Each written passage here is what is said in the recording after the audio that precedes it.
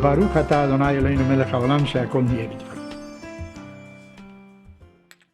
I have a very distinguished guest tonight that I met only a couple of weeks ago, but of course I knew about him, about what he did already for several years.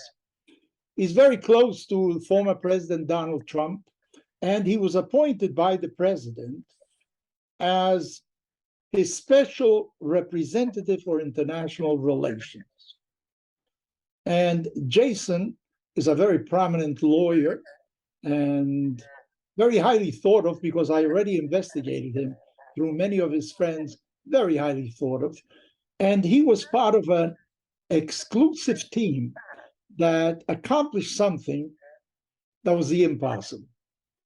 Impossible to do it. You know, one of the very sensitive spots on the globe is the Middle East, especially the problem between Israel and its surrounding neighbors, but of course, more especially with the Palestinians that live there. Even that term is a problematic term. People say that there were no Palestinian people many years ago. There was never a Palestinian state, but I don't want to get into that. The fact is that there are Palestinians who call themselves Palestinians in Israel today, and there is a conflict, a social, emotional, religious conflict between them, political conflict, and that started immediately as the Jewish state was established. In November 1947, the General Assembly of the United Nations voted to divide the country into two, a Jewish state and an Arab state. When it came to the proclamation of the state, Ben-Gurion said that he proclaims the establishment of the state of Israel. There was in my mathematical background, an axiom. And I remember in high school, I was taught, what is an axiom? It is a truth that need not be demonstrated. That isn't right, really. It is really basically an assumption. But an axiom means something real firm, you know. There are no two ways about it. That's what it is. What was this axiom? You have problems in the Middle East, of different kind of problems. But, you know, there's one main problem. The axiom is, until you resolve the problem between Israel, the state of Israel, and the Palestinians, you can't do anything in the Middle East. Yet, some people think out of the box. And there was a group of basically, I think, 3 people that were appointed by President Trump. You try to solve this problem. I want to do something else about it. What was it? Try to do something in the Middle East without really concentrating on the Palestinian-Israeli problem to begin with. Not that it's going to disappear, but try to do it. And we saw results, the Abraham Accords. And I don't want to talk anymore because we are here to listen to who is now going to become, for sure, a dear friend, Jason Greenblatt. And I have here a copy of the book that he published about it, In the Path of Abraham. This is the book. And I highly recommend it because obviously to speak to Jason, I had to read the book, but I was very happy to read the book and to learn about it. So welcome, Jason. Start us off and tell us what you did, how you confronted an impossible task and showed everybody else that it is possible. Well, first of all, thank you. Thank you for having me. And since we're right before Yom Kippur, Gmar Chasima Tova. Thank you for the introduction, and thank you for mentioning the book. So what we did initially, President Trump basically tasked me, his son-in-law Jared Kushner, my friend, and my friend David Friedman, who was the ambassador to Israel, the U.S. ambassador to Israel, with trying to see if the Israeli-Palestinian conflict could be resolved, and if there was any form of hope of making peace between Israel and some of its Arab neighbors. As you said, there was an axiom. In fact, John Kerry, former Secretary of State, said shortly before we came into office that very axiom, but he did it in a very unusual way. There's a great YouTube video, which people should search, of John Kerry, who says, no, no, no. I emphatically say something like this. there will never be peace between Israel and any of its Arab neighbors until you resolve the Israeli-Palestinian conflict. It's funny that he chose to repeat the word no multiple times, because for those of you who don't remember, the famous 3 no's that were issued by the Arab League in Sudan: no recognition of Israel, no negotiation with Israel, no peace with Israel. I don't know if that was just a slip by John Kerry, or it was an intentional sort of tying together what happened with the Arab League. So I spent most of 2017 meeting with the Israeli government, in particular Prime Minister Netanyahu, then Prime Minister Netanyahu, meeting President Abbas of the Palestinian Authority, Saeb Erekat, who's no longer alive, other Palestinian officials, and many, many Arab leaders and diplomats throughout the Arab world. And I would say that throughout 2017, there was a hope that under an unusual Trump administration, an unusual president, businessman, who really tried hard to resolve problems, looked at things differently than typical politicians did, the overhang of the Iran deal, the JCPOA, which President Trump later canceled, was very, very shocking and upsetting to the region, not just to Israel, but to most of its Arab neighbors. The Arab countries felt abandoned by the Obama administration. People began to believe that maybe this time might be different.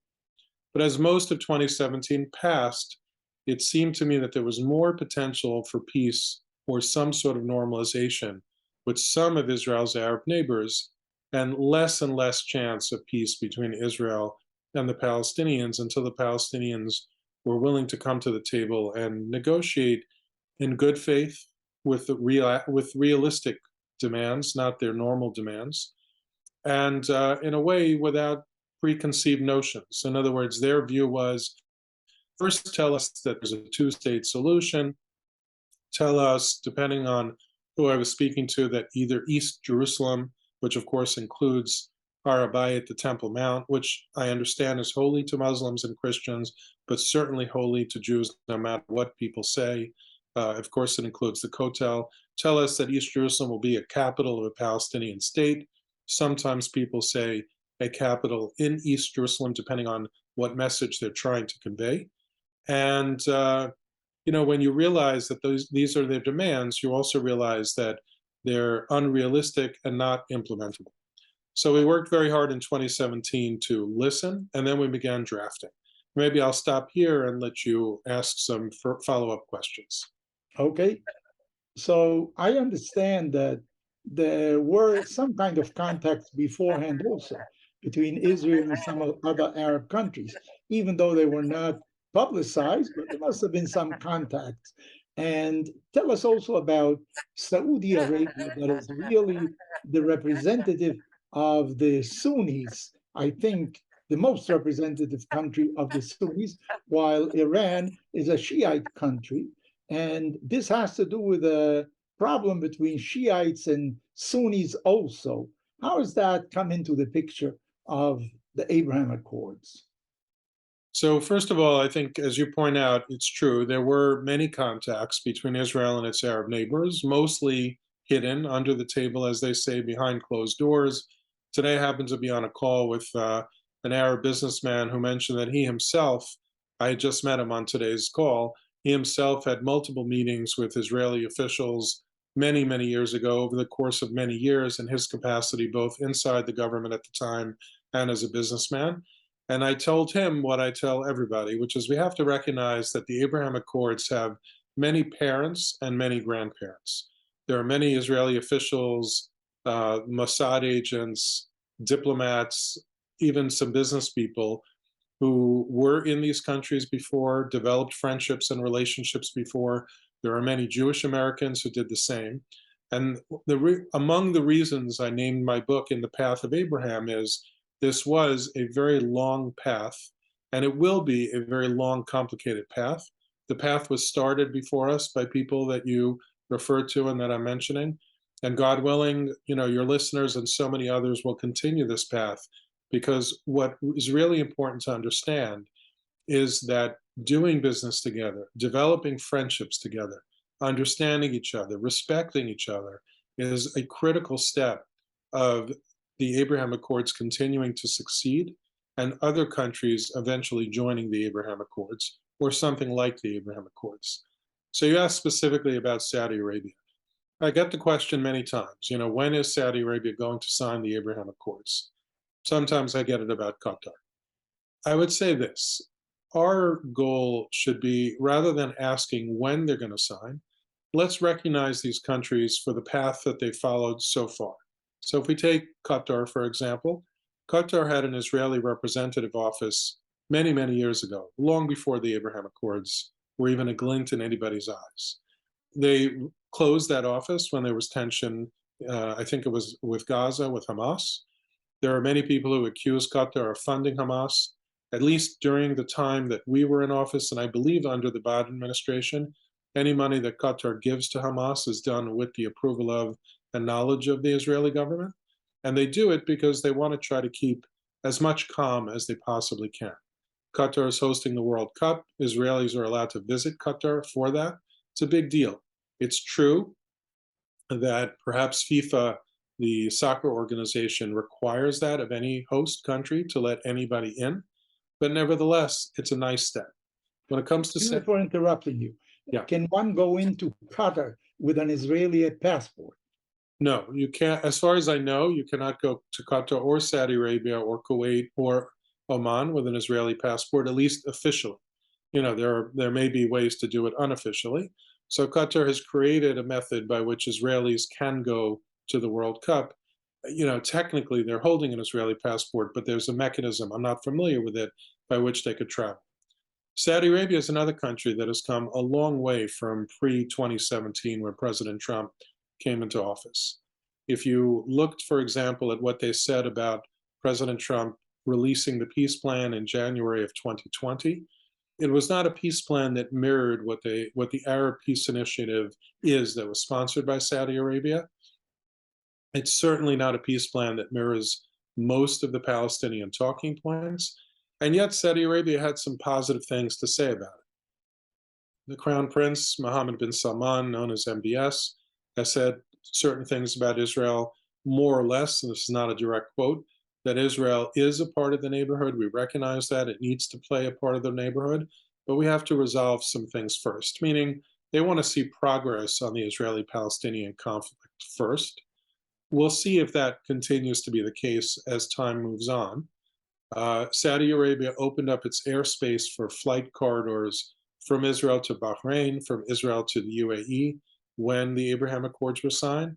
And since then, I think about 2 months ago it was, that Saudi Arabia opened up all of its airspace to all flights from all countries, which of course includes Israel.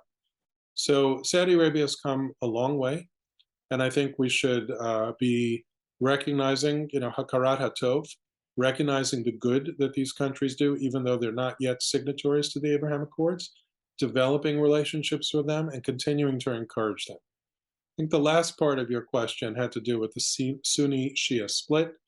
I'm not a theologian, so I'm going to stay away from it, but I'll tell you what I view the conflict is: less Sunni-Shia, much more good versus evil. These countries suffer, like Israel, from evil people, from terrorists. I'm probably one of the few people on the planet who could say that he's been in the line of missile fire in Tel Aviv when I was in the Azrieli Towers in May of 2021, when Hamas was attacking all over Israel, and in Riyadh when I was about to take off on a flight from Riyadh to Jeddah with my son, and we had to deplane because the Houthi terrorists were firing missiles at Saudi Arabia. So Yemen. From Yemen, right. And it's important to note that President Biden, or the Biden administration, removed wrongly, in my view, the terrorist designation from the Houthis. I think they were misguided in that, but the Houthis, like Hamas, like Palestinian Islamic Jihad, they're all terrorists, they're all evil, they all want to destroy progress. In the case of Hamas, they want to destroy the Jewish state of Israel. So to me, it's more a battle of good and evil, and that's why I'm hopeful that Israel will continue to be further accepted in the region, worked with in the region, because they need each other, and they want to work with each other for security, for stability, and for future prosperity. Going back to the Israeli-Palestinian problem, We understand, and we have seen and read many examples where Arafat, the deceased Arafat, when he spoke in English, he said one thing. When he spoke in Arabic, he said something else. And the present President Abbas is actually no different also. They have double talk. When they address Arab public, it is a different story. You see, and I presume it's factual because reliable sources say school books for children speak of Israelis as something awful. If you have an idea of living together in the same neighborhood with another people, you don't agree with them. You have differences. You're even enemies. I don't want to say just adversaries. You're even enemies. But if you say the other one is Satan, the other one is the worst thing in the world, how are you ever going to make any peace? Little children, they somehow sanctify martyrs. You know, martyrdom is something very important. In Jewish tradition, we know that suicide is a crime. To kill yourself is a crime. Maybe under certain exceptional circumstances, but to kill others, certainly not. You know, according to our Jewish tradition, and I'm sure that most of our audience knows it, you are allowed to violate any law in order to save a life. You advise, if somebody gives you, we are about to commemorate Yom Kippur, gives you a ham and cheese sandwich, eat on Yom Kippur. If not, you lose your life. Well, yeah, you have to eat it. Unless it's said publicly, I understand, then the law is differently, you know, it's different in that case. There are three exceptions. One of them is to commit adultery, incest, to desecrate publicly the name of God, to deny God, like in the Inquisition. They asked people, you know, to publicly do something that denied their faith in Judaism. They were ready to offer their lives for it. Or if somebody tells you, gives you a gun, go kill this other person. If you don't kill him, he's guilty, whatever it is. You have to kill that guy.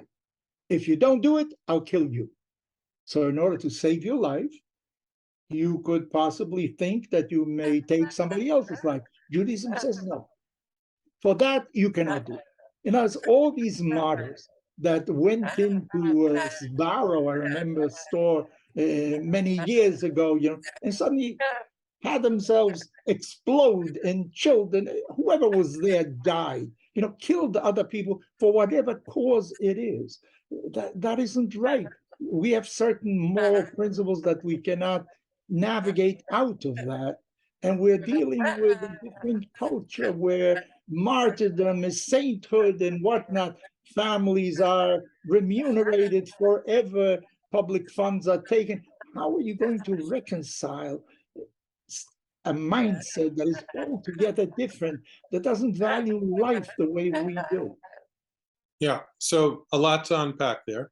Let's start with Sbarro, that among many heinous terrorist attacks. The reason I want to mention it is I have a podcast on Newsweek, and I recently interviewed Arnold Roth. Arnold Roth is the father of Malki Roth. Malki was about 15 years old when she was murdered by a terrorist in Jerusalem at the Sbarro pizza shop. That terrorist, Alan Tamimi, well, she was one of them, was released as part of a trade when Israel got Gilad Shalit freed. She then went on to Jordan and lives not only freely in Jordan, but pretty much lives as a celebrity.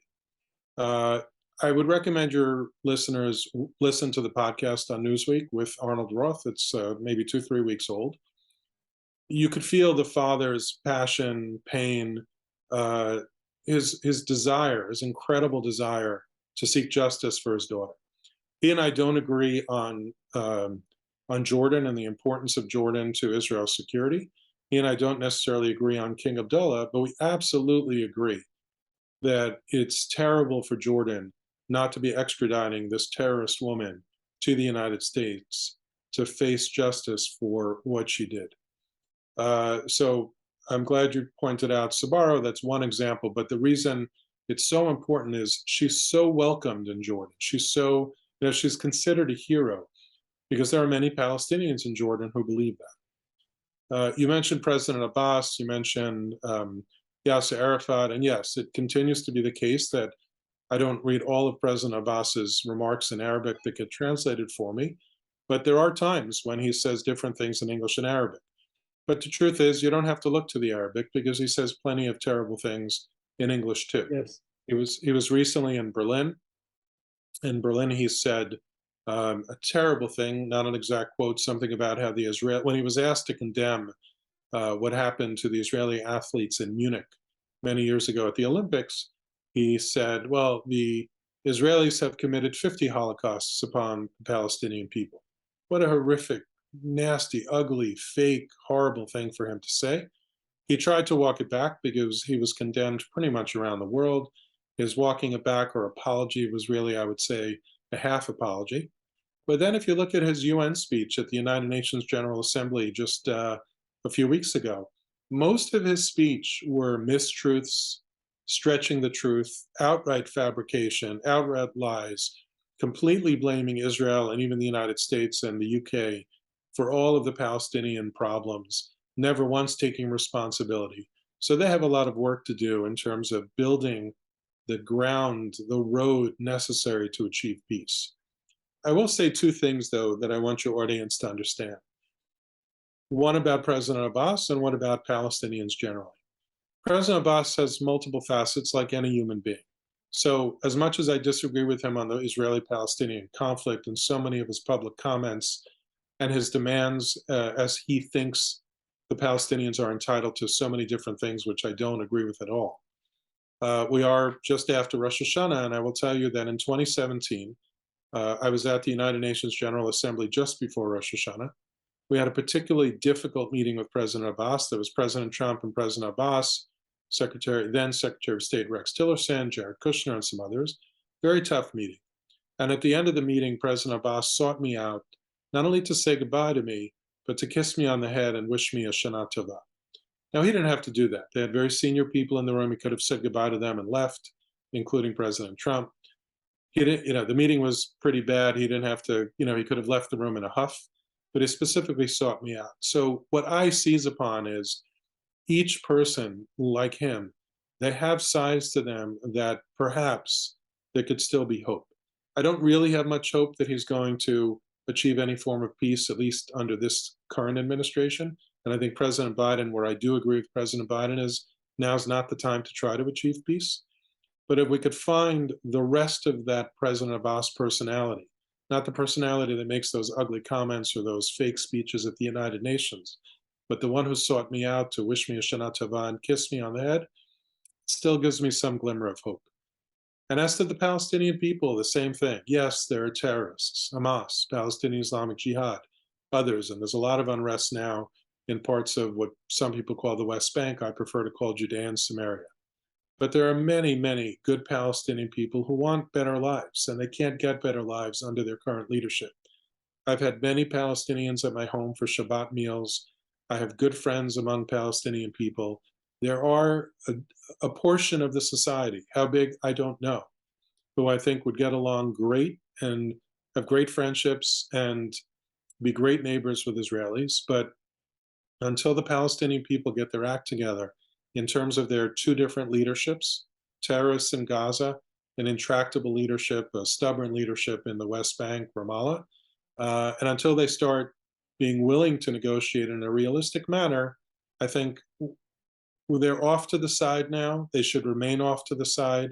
There's no purpose in trying to negotiate a peace agreement with them at the moment. And they certainly shouldn't be given back the veto card to prevent peace between Israel and its Arab neighbors that was taken away with the Abraham Accords. I've been to Israel a number of times, like many Jews have been to Israel, and non-Jews.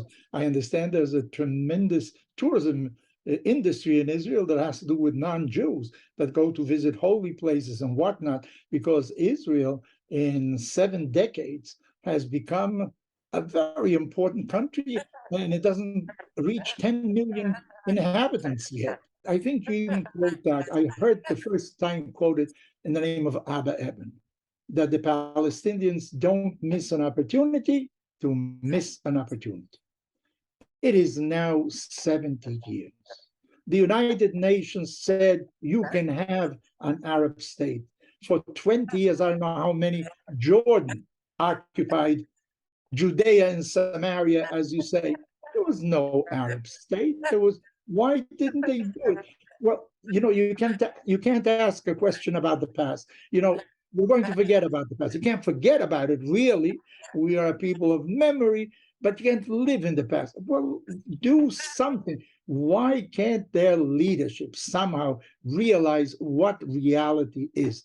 Look at what Israel, a tiny little country, was able to develop. And the same Palestinians are very smart people. Regular people can't. They're prevented from doing it. It's, in Gaza, the 2 million Palestinians there who suffer, they don't suffer because of Israel. They don't suffer because of Egypt. They suffer because they're ruled over by iron-fisted terrorist puppets who are controlled by and paid for by Iran. So there's no hope until Hamas either changes its stripes, which is a low probability, or there's some sort of revolt against Hamas or some other situation happens. In the Palestinian areas of Judea and Samaria, the leadership is stuck. They don't want to show any form of weakness. They're afraid of getting killed if they do. The people are tired of it, but there's enough bad people on the ground that they hold back peace. And what's the result? The result is Israel continues to thrive and to prosper, and the Palestinian people get left further and further behind. So you're exactly right. It is a major part of the problem. But this is what happens when you live in a society that isn't free. But I would say the counterpart to that is that's why we drafted the peace plan that we drafted, because we put security at the very top of it.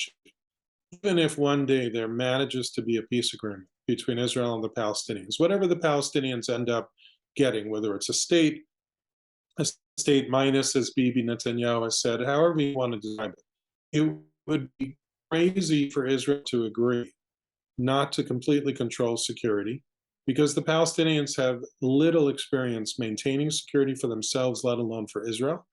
And even if they manage to do a good job, there are evil, crazy people in that society who could undermine everything. So what we said is, as long as the Palestinians keep safety and security, they'll be responsible for their safety and security. But if they can't, not only is Israel in charge, but Israel could come back in, make sure to do what it needs to do. So we have to recognize, and it's an uncomfortable thing for diplomats to accept, it's an uncomfortable thing for political leaders to accept, that until the Palestinian people are able to govern themselves with a rational government, which could be a long way off, and that rational government stays in place for a long time, you can't just cross your fingers and say, oh, I hope, I hope, I hope. No country would do that. The United States wouldn't do it, and we shouldn't ask Israel to do anything else. So they need better leaders. I'm hoping that in future generations they'll have it. Perhaps they have it now, waiting in the wings. We're going to see what happens when President Abbas departs the scene. We don't know when that is going to be or how that's going to be. I don't think it'll be pretty when it first happens, but I hope that one day they'll have leaders who'll be brave, leaders who recognize that it's their job to take care of the Palestinian people, as well as have peace with Israel. And I'll end this answer just with the Abraham Accords. Let's think about it. When the Abraham Accords were signed, the late Bob Arakat said of the United Arab Emirates that they stabbed the Palestinians in the back with a poisoned Arab dagger or something like that. Instead of saying, this is amazing and the Palestinians could benefit so much because many speak Hebrew, certainly speak Arabic, they know both societies, think of how it could have jump-started their economy. They don't have to give up their claims. They could continue to claim everything they want, but jump into the Abraham Accords just for purposes of helping their people. Instead, they rejected the Abraham Accords. They said the nastiest thing about the Abraham Accords signing countries. Why? Because they don't want better lives for their people. They either want to destroy Israel, as in the case of Hamas, or infiltrate Israel in a way that is harmful, or take out of Israel what they think belongs to them, which personally I don't think belongs to them, and most Israeli governments doesn't also agree with that view. We were goal-oriented. We didn't sit in the room and just talk diplomacy, meaningless words that sound nice but don't actually do anything. we, spoke the truth, hard truths, and ultimately that resulted in the Abraham Accords. It resulted in releasing a peace plan that's not just a couple of talking points that sound lovely but can't be implemented, but a roughly 60 or 70-page peace plan with the Palestinians, as well as a roughly 60-page economic plan for the Palestinians. Palestinians not ready to receive that yet. That's fine. It's sitting somewhere in the White House, and hopefully one day someone will pick it up and realize it's really a fantastic start down a path that could eventually lead to peace, security, and significantly better lives for the Palestinians. Well, we are at the time of the year, Rosh Hashanah and Yom Kippur, where these are not really Jewish holidays. Rosh Hashanah does not commemorate any Jewish event in history, like Pesach, Sukkot, or Shavuot. It is an international, a human kind of celebration, a renewal for everybody. And Yom Kippur, a day of introspection, which is really for everybody once again. Well, let us hope that this spirit of Aseret Yemei Teshuvah, of 10 days of really facing reality, will do something to the people. Lately, I am oriented toward thinking the following. And you don't have to agree with me, but I'm thinking of the following. Your successes aren't important. What is important are your failures.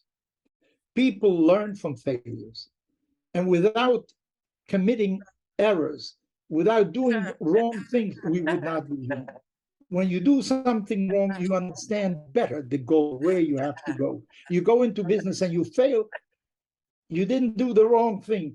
Now you know more about the business, where you have to go. So maybe with the passage of time, after all these attempts and failures, the failures will have given them some thought.